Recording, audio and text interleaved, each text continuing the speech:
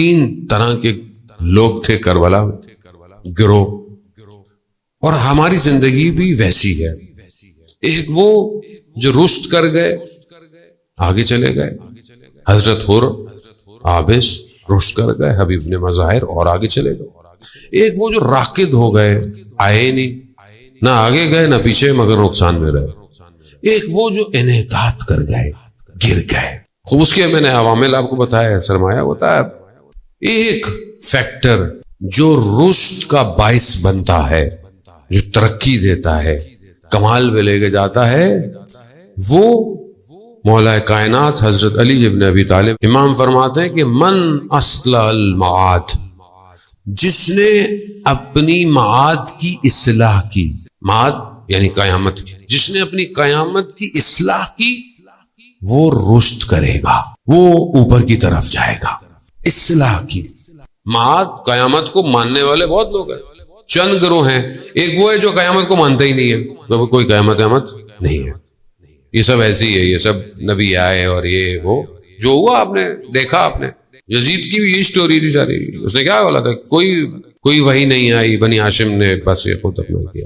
آج بھی دنیا کے اندر لوگ ہیں جو قیامت کو مانتے نہیں ہے کہ کوئی قیامت نہیں ہے، دنیا ہی ہے سب کچھ، جو کرنا ہے بس یہ حیات دنیا، بس دنیا کی حیات ہے، بس اسی کو جو کرنا ہے انجوائے کرو، زندگی گزارو، کوئی قیامت نہیں. ایک یہ کرو. ایک وہ ہے کہ ہے قیامت مگر گمان کرتے ہیں، مطلب شاید ہوگی لیکن ایسی ہوگی ویسی نہیں ہوگی.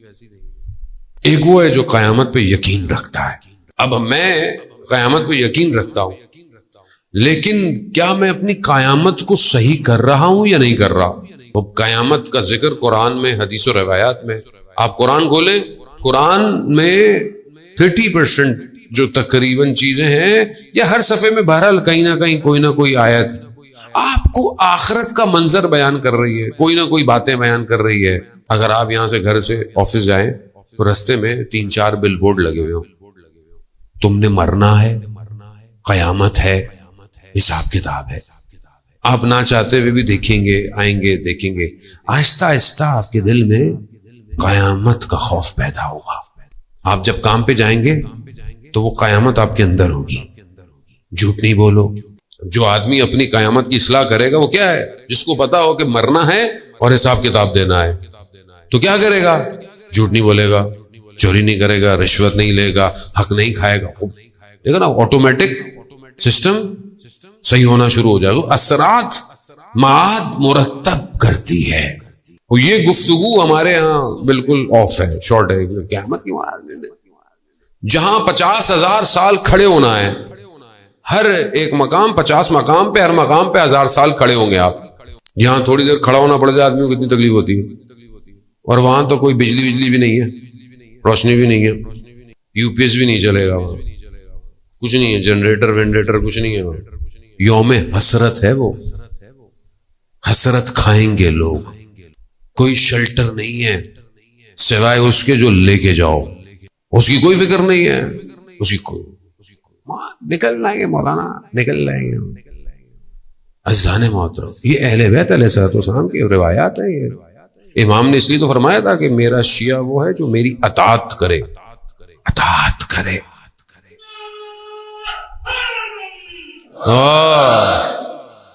پہلی چیز یہی ہے کہ معاد انسان کو رشد دیتی ہے، انسان کی زندگی آٹومیٹکلی صحیح ہونا شروع ہو جاتی ہے.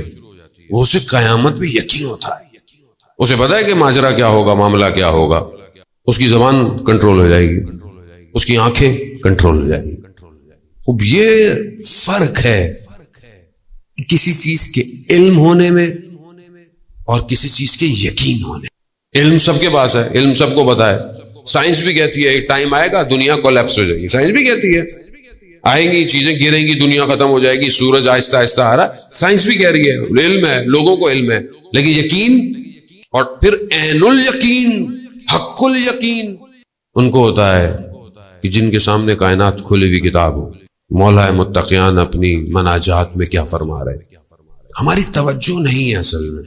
امام اپنی مناجات میں کیا کہہ رہے ہیں؟ اللہم انی اسألک یوم لا ینفع، پروردگار میں تجھ سے سوال کرتا ہوں اس دن کا جس دن کوئی چیز فائدہ، امام فرما رہے ہیں، یعنی اس ماجرے کو، اس کینوس کو لفظوں میں آپ کے سامنے لے کر آ رہے ہیں، رنگ بھر رہے ہیں امام۔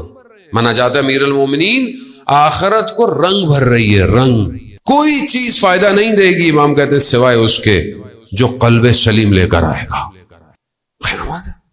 امام جب یہ کہہ رہے ہیں، مگر ہمیں کیا پتا امام نے پتہ نہیں کیا کہا ہے، ہمیں اس سے کیا، ہم نے کبھی پڑھا ہی نہیں امام نے کیا کہا ہے۔ امام خود گزر رہے ہیں، آپ نے جو بلاغہ اٹھائے ہیں، امام اپنے اصحاب کے ساتھ گزر رہے ہیں، امام نے کہا یہ دیکھو یہ ان کی حالات، یہ جو قبرستان ہے ان سے امام گزرے ہیں، رسول خدا اپنے اصحابیوں کے ساتھ گزرے ہیں۔ حضرت سلیمان فارسی کا وہ واقعہ آخری وقت میں ہے، کہا مجھے قبرستان لے جاؤ۔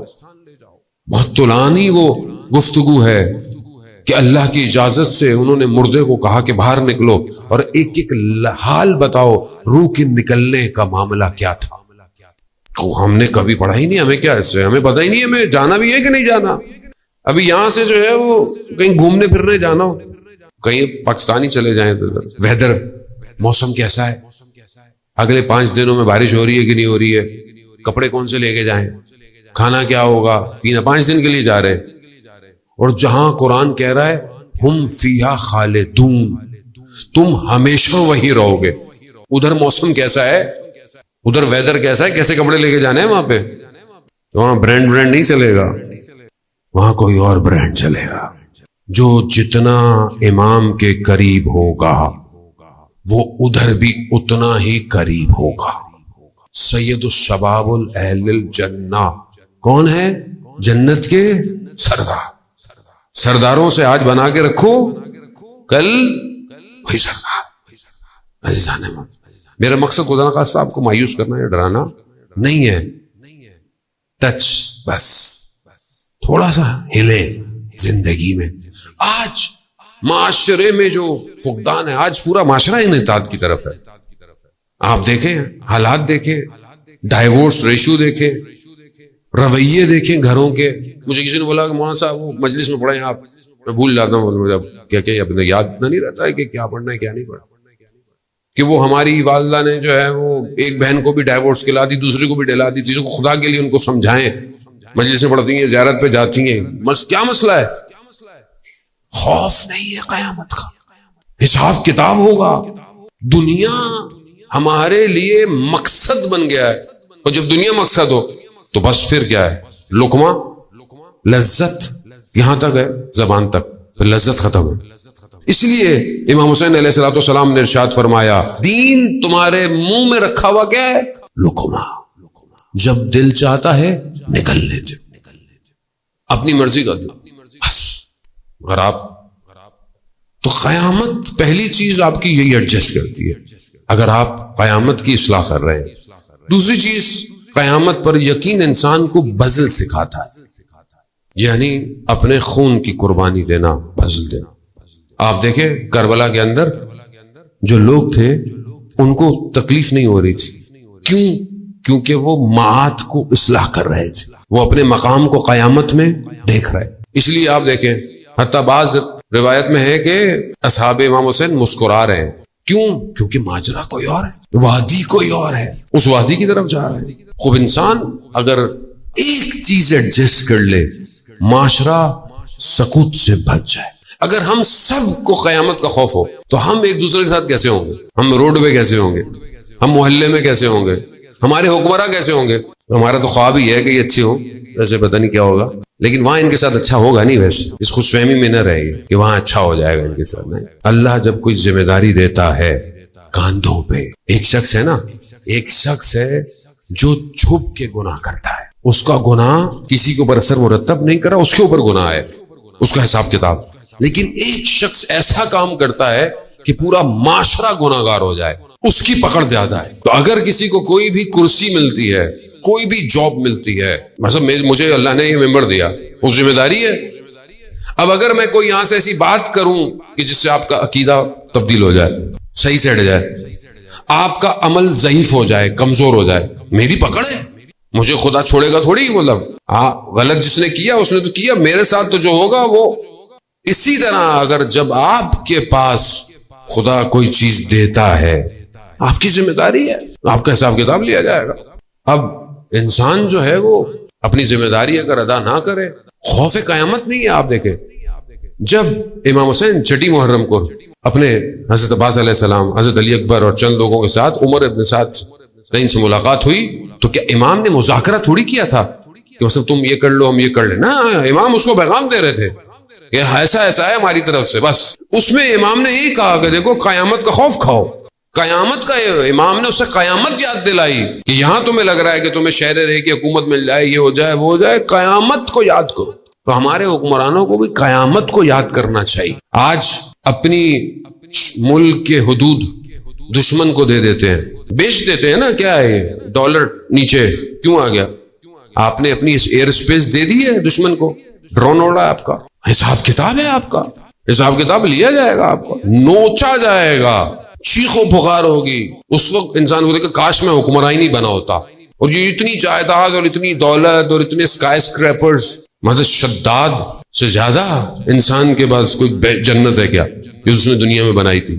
خدا نے موقع نہیں دیا۔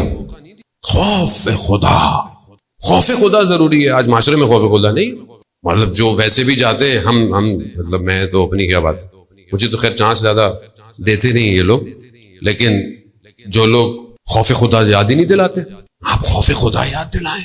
مرنا ہے سب نے، موت آنی ہے سب کو۔ سورہ کہف آیت نمبر 32 سے 44 تک دو بھائی ہیں یا دو دوست ہیں، داستان سنا رہی ہے، واقعہ بیان کر رہی ہے۔ میں نے پہلے بھی عرض کیا نا کہ قرآن ہم تو ثواب کے لیے پڑھتے ہیں نا، ہمیں کیا قرآن کیا گیا؟ قرآن دو لوگوں کا ذکر کر رہی ہے، کیا جو بھائی ہیں یا دوست ہیں۔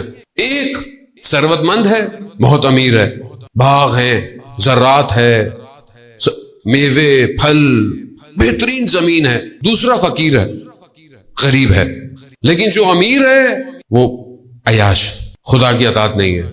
جو فقیر ہے وہ خدا کی عبادت کر رہا ہے۔ یہ قرآن کہہ رہا ہے، اس نے اس کو بولا کہ دیکھو قیامت ہے، معاد ہے۔ اللہ نے میں تمہیں اس لیے نہیں کہہ رہا کہ مجھے تم سے حسد ہے، نہ، میں اس لیے کہہ رہا ہوں کہ اللہ نے تمہیں دیا ہے اللہ کی راہ میں انفاق کرو۔ قیامت میں خدا تمہیں، تو وہ کہہ رہے ہیں مجھے نہیں لگتا کہ کوئی اگر قیامت ہو، اور اگر ہوگی بھی تو ہم جیسے لوگوں کے لیے ہوگی۔ یہاں پہ بھی باغ ہیں، وہاں بھی باغ ہوں گے۔ اب یہ سمجھتے ہیں جو یہاں پہ ابھی حکومت ہے وہاں پہ بھی یہ حکومت کریں گے، وہاں پہ بھی رات کو عدالتیں کھلیں گی اور سب معاملہ ہوتا ہے۔ وہاں عدالت رات کو نہیں کھلے گی، وہاں رات ہی نہیں ہے، وہاں پر صرف ایک ہی عدالت ہے، ایک ہی مالک ہے بس، اور وہاں پر کوئی کچھ کر نہیں پائے گا۔ وہاں بدن کے اعضاء خود بولیں گے۔ یہی ہوا۔ قرآن کیا کہتا ہے؟ ایک دن وہ صبح اٹھا، جو امیر تھا، دیکھا اس کا باغ جل گیا، خاک ہو گیا۔ دوسرے نے کہا دیکھو میں تمہیں کہتا تھا قیامت ہے، کر لیتے اللہ کی راہ میں انفاق۔ عزیزان زندگی یہی ہے بس۔ اس لمحے کو پہچاننے کے لیے تو خدا نے اولیاء بھیجے۔ لا الہ الا اللہ،